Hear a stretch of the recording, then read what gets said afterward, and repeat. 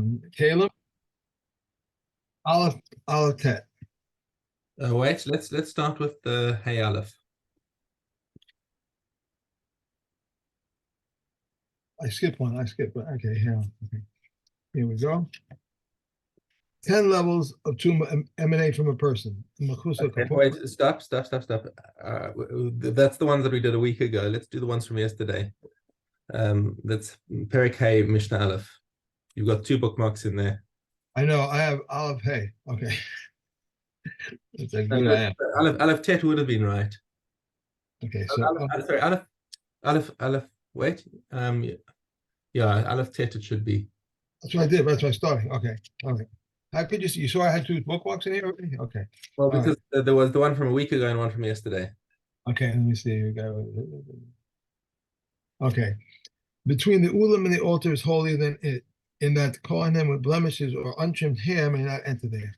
The Hekel is holier than it, and in that one whose hands and feet are unwashed may not enter there. The Holy of Holies is holier than they, in that no one may enter there except the Kohen Gadol on Yom Kippur at the time of the service. Rabbi Yossi says with regard to 5 matters, the area between the Ulam and the altar is on a par with the Hekel. That those with blemishes or untrimmed hair, or those who have drunk wine, or with unwashed hands and feet may not enter into there. And they must remove themselves from the area between the Ulam and the altar when the incense is burned. Wooden utensils, leather utensils, bone utensils, and glass utensils. Their flatwares, their flatwares are tahor, but the hollowwares are tameh.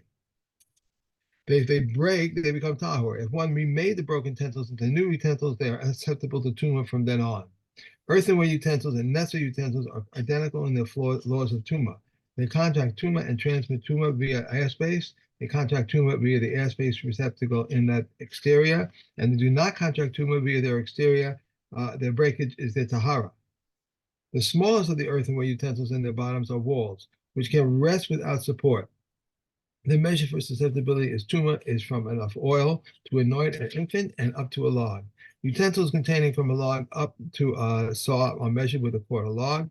Utensils containing from a saw up to 2 saw are measured with a half a log, and utensils containing from 2 saw up to 3 and up to 5 saw are measured with a log. These are the words of Reb Yismael. Rabbi Kiva says, I do not assign them a measurement, rather small earthenware utensils, and their bottoms or walls which can rest without support. The measure from contraction of tumah is enough oil to anoint an infant, and this applies to utensils the size of small pots. Utensils from the size of small pots to loading barrels are measured with a quarter log. Utensils from the size of loading barrels are to lechem, I can't get that. Where is it in Hebrew? Chemian barrels, yeah. Thank you. Okay. Are measured with a quarter log. Utensils from the size of loading barrels are lechem.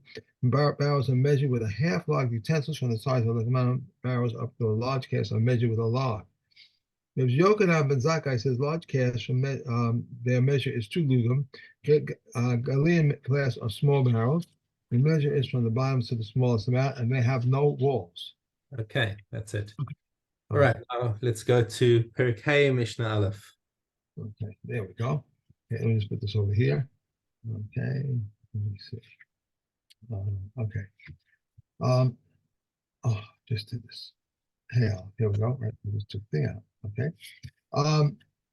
An oven. Its beginning is 4 handbreadths and its measurement remnants of 4 handbreadths. These are the words of Ramea. But the sages say, when do these words apply? In the case of a large oven. In the case of a small oven, its beginning is the smallest amount and its remnants are the majority of it.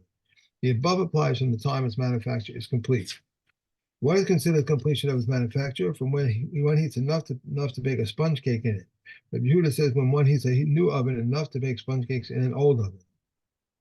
The stove, its beginning is 3 finger breadths and its remnants are 3 finger breadths from the time its manufacture is completed. What is considered the completion of a manufacture? From when heat is enough to cook on it most easily cooked egg, from which has been beaten and put into a stew pot. A kupak, if one made for baking, its measure is that of an oven. If one made for cooking, its measure is that of a stove. A stone that juts out from one hand, handbreadth from an oven, or 3 finger breadths from a stove, is an connection. A stove that juts out from the stove that juts out from a kupak is if one made it for baking, its measure is that of an oven. If one made it for cooking, its measures out of a stove. Rabbi Yehuda said they only said 1 handbreadth between the oven and the wall, and if 2 ovens were adjacent to each other, 1 handbreadth is allotted to one oven, and 1 handbreadth is allotted to the other oven, and the remainder is tahor. Right? Okay. The rim of the stove is tahor. The enclosure of an oven. What is 4 handbreadths high? It contracts tuma via contact and airspace, but less than that this is tahor. And if it was connected to the oven, even on 3 stones, it is tameh. The flask receptacle and the spice receptacle and the lamp receptacle of a stove contract tuma via contact, but do not contract tuma via airspace. These are the words of Rav Meir and Mishna El Ruzam tahor. Okay. All right. So I hope you took a look at all the diagrams while you were learning this yesterday. Right. Because these are significant to understanding what our cases are here. Right. Okay. Tano shehusak me'acharav. So we learned a couple of Mishnahs ago that just by the way, I just want to take a little step back about ovens. And the ovens themselves are a bit of a chiddush, because normally we say with earthenware things they have to be some kind of receptacle. Okay. An oven does not have a receptacle. It's open on the top, open on the bottom. Okay. You say, oh, but it's closed on the bottom because it's actually affixed to the ground.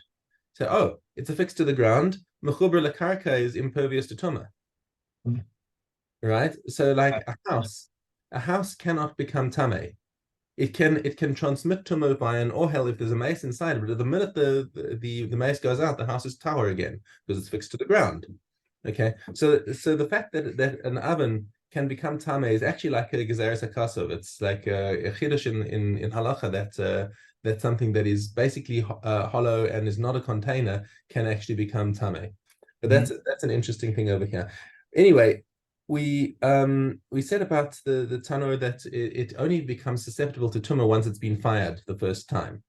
Okay, to that minimum level of can it cook an egg? Right.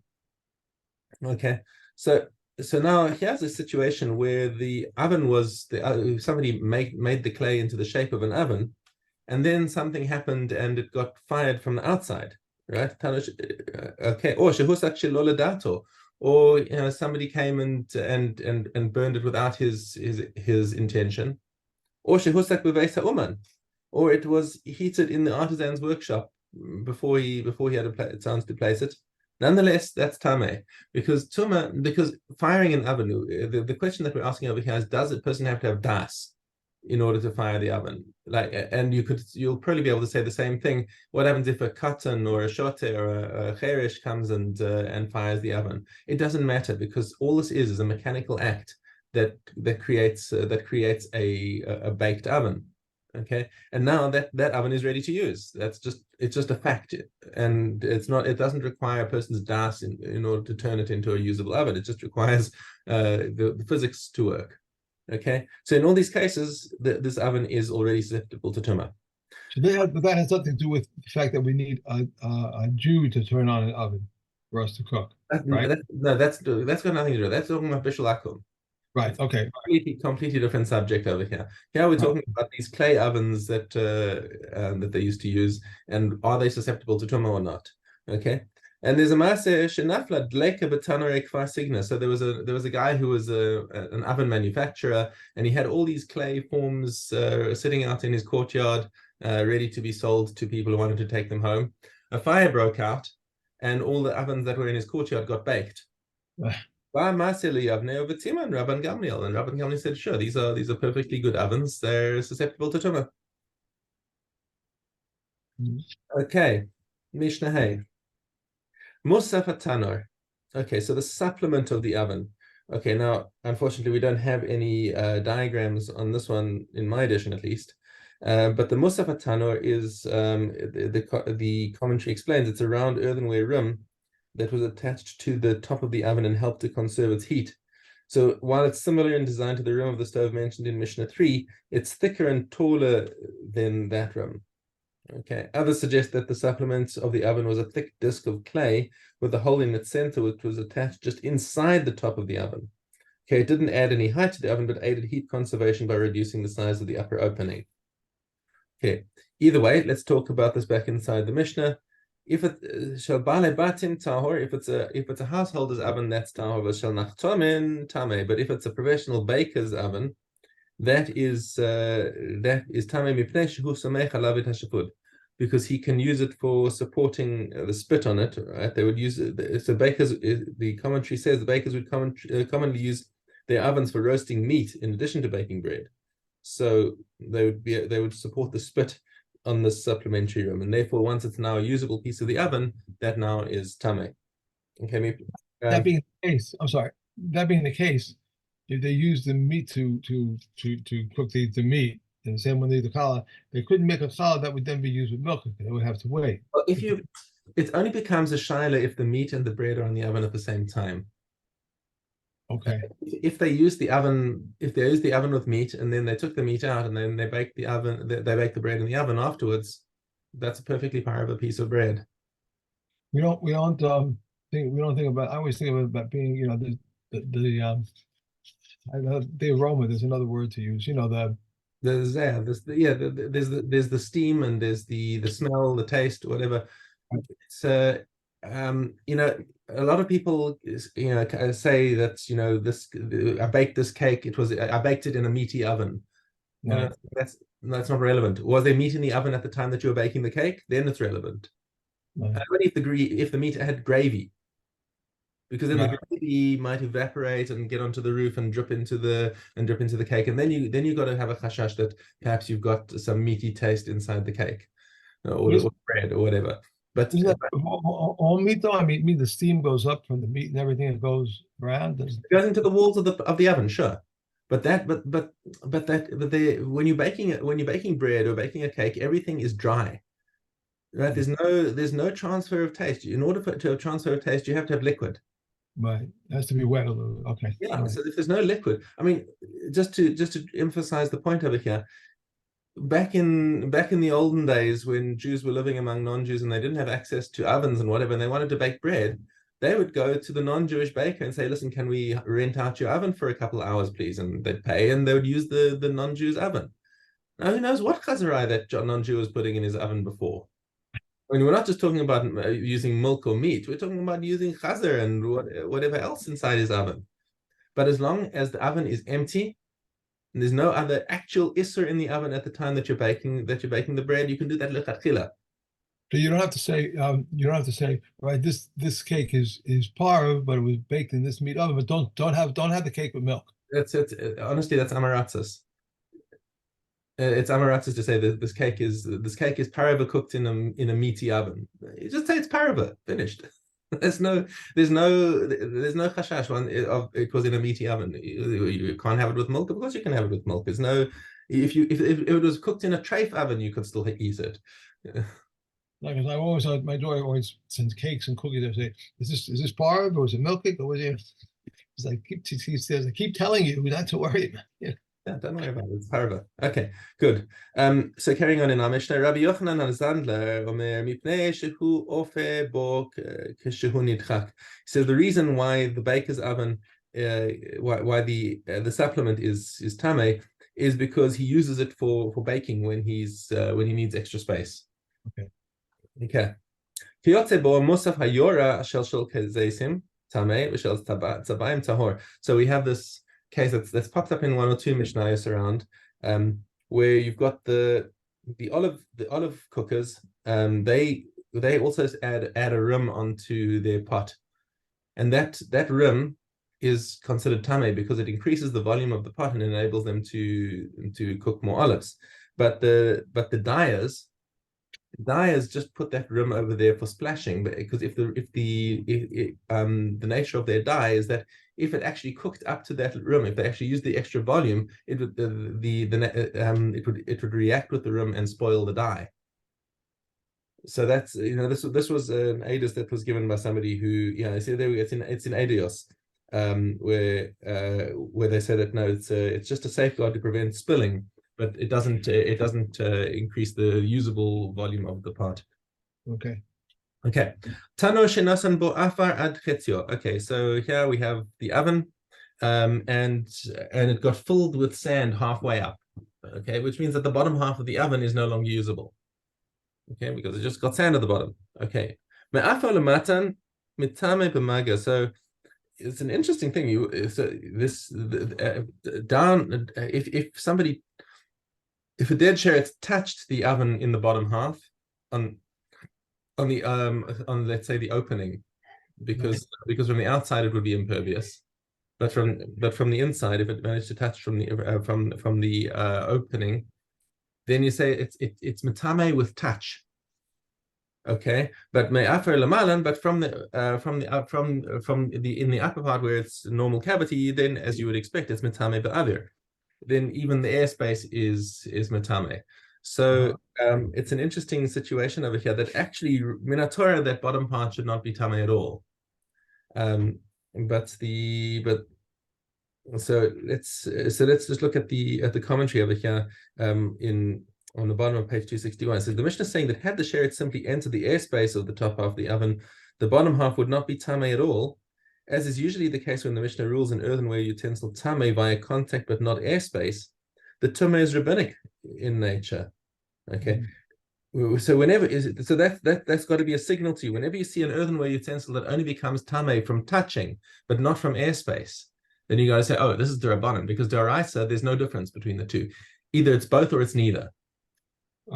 Okay, so when you've got the halfway and it's only by touch, then your lights have got to go on and say, whoa, this is a derabanan, this is a tumah derabanan. Okay, so strictly speaking, once the bottom half of the oven loses its status as a utensil, it becomes completely impervious to tumah. However, Chazal decreed that since the two halves of the oven are still connected, the bottom should contract tumah from the top, but they limited the scenario in which the tumah was conveyed to the oven by contact. So, as mentioned earlier, Chazal generally marked their rabbinic tumah with a distinguishing characteristic so that people should not mistakenly burn truma or kodesh that contracts rabbinic tumah. So that's actually, an important point to bear in mind is why do we want to make sure that people know that something is rabbinic or not, is because if something becomes tamei derabanan, like truma you're not allowed to burn if it's tahor. And if it's tamei, you have to burn it. Right. So what happens if it's tamei derabanan? You got to put it aside. You can't burn it, you can't eat it. So you got to put it aside to rot or whatever, okay, in order, but you can't actually destroy it with your own hands like that. So that's why we have to make that distinction. Anyway, Nisano al pi habor or al pi adus.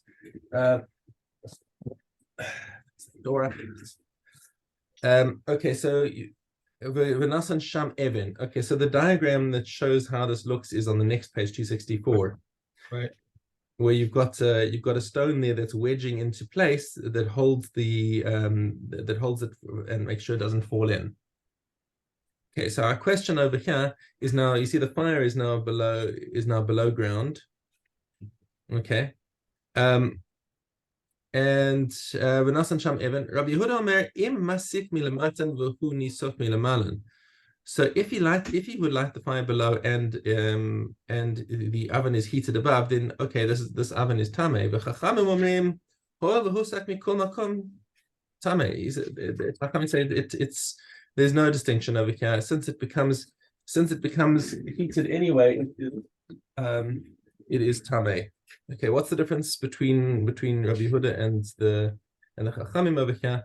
Is that Rabbi Yehuda requires that the oven must be attached to the ground when the initial heating process takes place. Not just placed on the ground, but attached in some way? Yeah, he says that the heating, let's see, if a fire lit on the floor of the pit or cistern can create enough heat to rise up through the open bottom of the oven, perched over its mouth and heated, the oven will be rendered susceptible to tumah. If, on the other hand, such a fire cannot properly heat the oven, then the oven is ruled tahor. This is Rabbi Yehuda. The Chachamim say it doesn't matter whether the oven was heated while attached to the ground; it is still susceptible to tumah.